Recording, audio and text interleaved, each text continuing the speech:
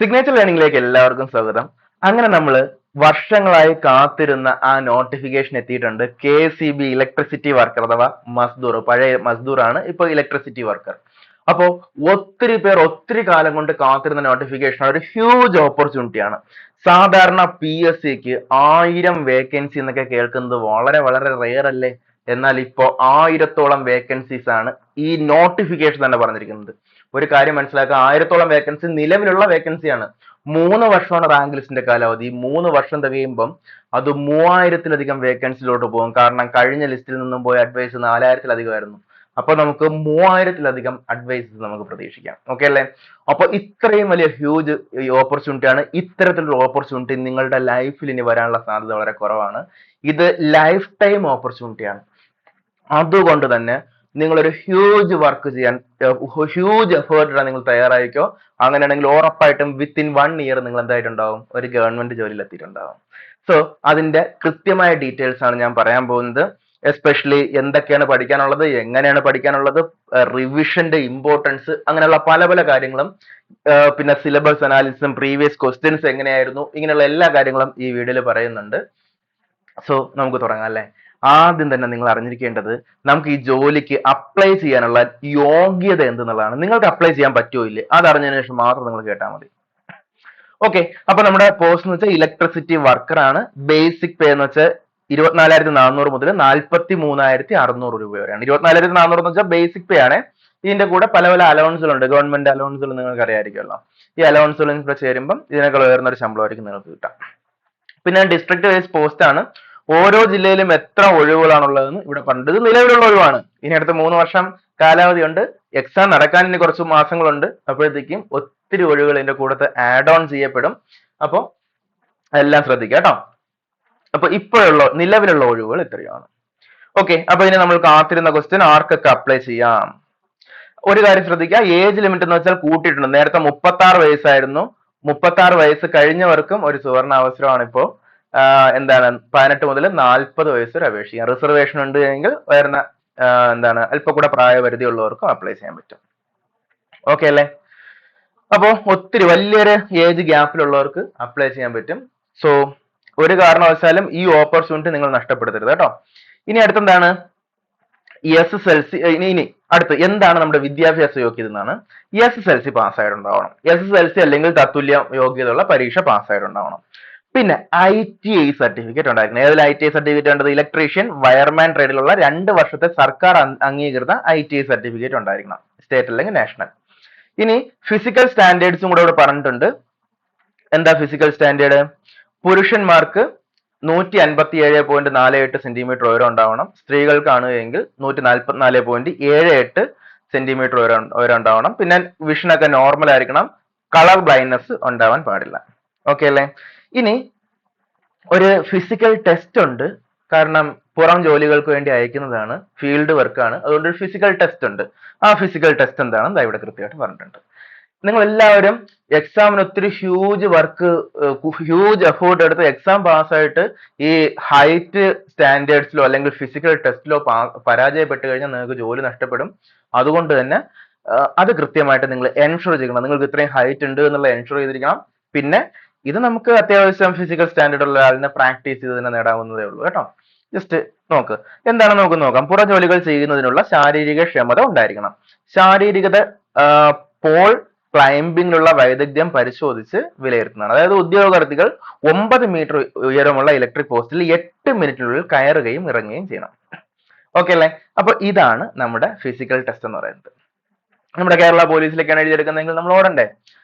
അതുപോലെ തന്നെ ഓട്ടവും ചാട്ടവും കുറെ ടെസ്റ്റുകളില്ലേ, 8 ഐറ്റംസ് ഉണ്ട്. അതുപോലെ നമുക്ക് ഇവിടെയുള്ള ഫിസിക്കൽ ടെസ്റ്റ് ഇതാണ്.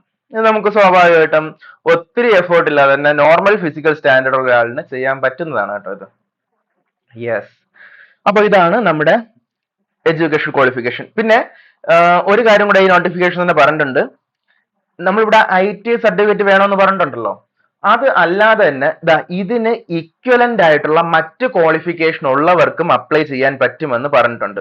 ഇവിടെ പറഞ്ഞിട്ടുണ്ട്, ഈ വിജ്ഞാപനത്തിൽ നിഷ്കർഷിച്ചുള്ള യോഗ്യതകൾക്ക് പുറമെ എക്സിക്യൂട്ടീവ് ഉത്തരവുകൾ മുഖേനയോ സ്റ്റാൻഡിംഗ് ഉത്തരവുകൾ മുഖേനയോ നിശ്ചിത വിദ്യാഭ്യാസ യോഗ്യതയ്ക്ക് തത്തുല്യമായി സർക്കാർ പ്രഖ്യാപിക്കുന്ന യോഗ്യതകളും എന്താണ് നിശ്ചിത യോഗ്യതകൾ അടിസ്ഥാനമാക്കിയുള്ള യോഗ്യതകളും ഉയർന്ന യോഗ്യതകളും സ്വീകരിക്കുന്നതാണ്. സിമ്പിൾ ആയിട്ട് പറഞ്ഞാൽ നിലവിലുള്ള ഈ ITI ക്വാളിഫിക്കേഷൻ പറഞ്ഞിട്ടില്ലേ, ഇതിന് ഇക്വലന്റ് ആയിട്ടുള്ള മറ്റ് ക്വാളിഫിക്കേഷൻ PSC അംഗീകരിച്ചിട്ടുള്ള ഇക്വലന്റ് ആയിട്ടുള്ള ക്വാളിഫിക്കേഷനും ഉള്ളവർക്കും അപ്ലൈ ചെയ്യാൻ പറ്റും. ഓക്കെ അല്ലേ? യെസ്. അപ്പൊ ഇതാണ് നമ്മുടെ യോഗ്യതയെ കുറിച്ച് പറയാനുള്ളത്. ഇനി നമ്മൾ ഏതൊരു എക്സാമിന് പ്രിപ്പയർ ചെയ്യുമ്പോഴും ആദ്യം നിങ്ങൾ നോക്കേണ്ടത് എന്താണ് ഈ എക്സാമിന് പഠിക്കാനുള്ളത്. അത് നോക്കിയാൽ മാത്രമേ നിങ്ങളെ കൊണ്ട് കൂട്ടിയാൽ കൂടുന്നതാണെന്ന് അറിയാൻ പറ്റത്തുള്ളൂ. കൂട്ടിയാൽ കൂടാത്തതായിട്ടൊന്നുമില്ല, നമ്മൾ ശ്രമിക്കുവാണെങ്കിൽ നമ്മളെ കൊണ്ട് നടക്കാത്തതായിട്ട് ഒന്നുമില്ല. ഓക്കെ അല്ലേ? നമ്മൾ ശ്രമിക്കുവാണെങ്കിൽ നമ്മളെ കൊണ്ട് കൂട്ടിയാൽ കൂടാത്തതായിട്ട് ഒന്നുമില്ല. പക്ഷെ നിങ്ങൾ അതൊന്ന് ശ്രമിക്കണമെന്ന് മാത്രമേ ഉള്ളൂ. അപ്പോ ഇവിടെ ഞാൻ പറയുന്നത് നിങ്ങളെ കൊണ്ട് കൂട്ടിയാൽ കൂടുമോ എന്നുള്ളതല്ല, എത്രത്തോളം എഫേർട്ട് നിങ്ങൾ ഇൻവെസ്റ്റ് ചെയ്യണമെന്ന് മനസ്സിലാവണമെങ്കിൽ എന്ത് പഠിക്കണമെന്ന് നിങ്ങൾ കൃത്യമായിട്ട് അറിഞ്ഞിരിക്കണം. അതിനാദ്യം നമ്മൾ സിലബസ് അറിഞ്ഞിരിക്കണം. ഇതാണ് ഇതിന് ഈ നിങ്ങൾ മനസ്സിലാക്കുക, ഈ ഇലക്ട്രീഷ്യന്റെ KSEB ഇലക്ട്രീഷ്യന്റെ സിലബസ് നിലവിൽ വന്നിട്ടില്ല. പക്ഷെ മറ്റ് ഡിപ്പാർട്ട്മെന്റിൽ നടന്ന ഇലക്ട്രീഷ്യൻ പരീക്ഷ ഉണ്ടല്ലോ, ഒന്നിലധികം പരീക്ഷകൾ പല 2025, 2026 ഒക്കെ വെച്ച് നടക്കുന്നുണ്ട്. 2024 നോട്ടിഫിക്കേഷൻ വന്ന എക്സാംസ് ഉണ്ട്. അപ്പോൾ അതിന്റെ എല്ലാത്തിന്റെയും സിലബസ് സെയിം ആയിരുന്നു. അതുകൊണ്ട് തന്നെ സ്വാഭാവികമായിട്ടും ഇതിന്റെ സിലബസും മാറാനുള്ള സാധ്യത വളരെ വളരെ വളരെ കുറവാണ്. ഇനി ഇൻ കേസ് മാറുവാണ് എങ്കിലും നമുക്കത് 3 മാസം മുമ്പ് മാത്രമേ എക്സാം ഡേറ്റ് വരുള്ളൂ, എക്സാം കലണ്ടർ വരുള്ളൂ. കലണ്ടർ വരുമ്പോൾ അതിൽ കൂടെയാണ് സിലബസ് ഉണ്ടാവുക, അപ്പോൾ മാത്രമേ അറിയാൻ പറ്റത്തുള്ളൂ. അതുകൊണ്ട് നമ്മൾ ഇപ്പോഴേ പഠിച്ചു തുടങ്ങണം. ഈ സിലബസിൽ വലിയ മാറ്റമൊന്നും ഉണ്ടാകാൻ പോകുന്നില്ല. അതുകൊണ്ട് തന്നെ നമുക്കിത് വെച്ച് പഠിച്ചു തുടങ്ങാൻ പറ്റും.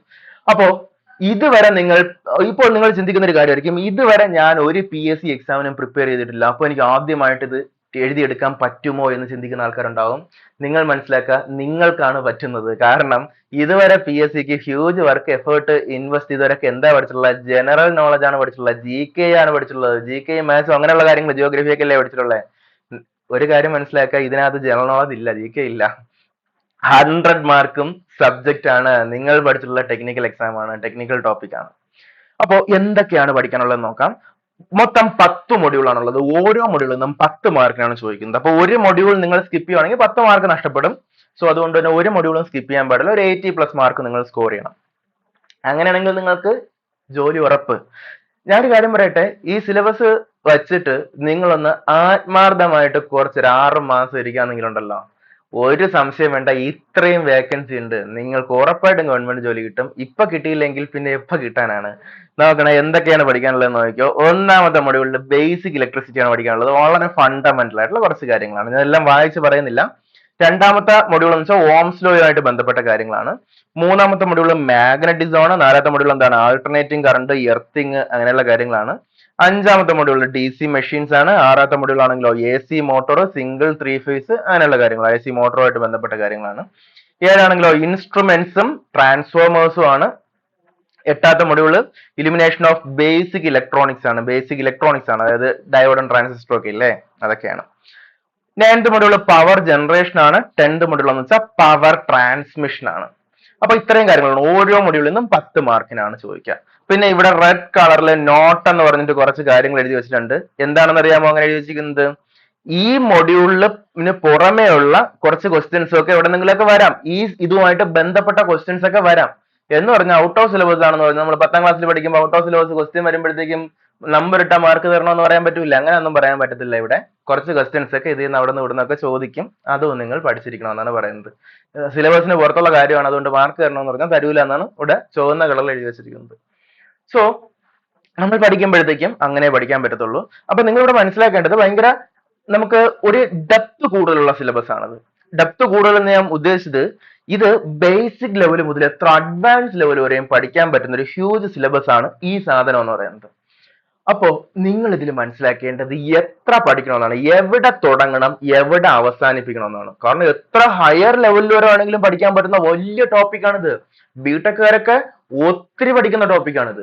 അത്ര അഡ്വാൻസ് ലെവലിൽ പഠിക്കുന്ന ടോപ്പിക്കാണ്. അതുകൊണ്ട് തന്നെ എവിടെ തുടങ്ങണം, എവിടെ അവസാനിക്കണം എന്ന് വളരെ കൃത്യമായിട്ട് നിങ്ങൾ എന്ത് ചെയ്യണം? അറിഞ്ഞിരിക്കണം. അല്ലാതെ ഏതെങ്കിലുമൊക്കെ റെഫറൻസ് ബുക്സ് എടുത്ത് വെച്ച് വായിച്ചിട്ട് കാര്യമില്ല. സോ അതാണ് നിങ്ങൾ ആദ്യം മനസ്സിലാക്കേണ്ട കാര്യം. ഓക്കെ അല്ലേ? അപ്പോ അത്രയും കാര്യങ്ങളൊക്കെ അല്ലേ. അപ്പൊ എന്ത് പഠിക്കണം എന്നുള്ള ക്വസ്റ്റിന് ഉത്തരമായി. ഇനി ഇതുമായിട്ട് റിലേറ്റ് ചെയ്ത് വന്നിട്ട് കുറച്ച് പ്രീവിയസ് ക്വസ്റ്റ്യൻസ് ഒക്കെ ഞാൻ കാണിച്ചു തരാം. ഈ ക്വസ്റ്റ്യൻസ് എല്ലാം ഞാൻ വായിക്കുന്നില്ല. നമ്മൾ ക്വസ്റ്റ്യൻ അനാലിസിസ് വീഡിയോ ചെയ്യും കേട്ടോ. നിങ്ങൾ എല്ലാവരും ചാനൽ സബ്സ്ക്രൈബ് ചെയ്തിരിക്കുക. ക്വസ്റ്റ്യൻ അനാലിസിസ് അതുപോലെ തന്നെ ഷുവർ ഷോട്ട് സീരീസ് നാളെ തന്നെ തുടങ്ങുവാണ്.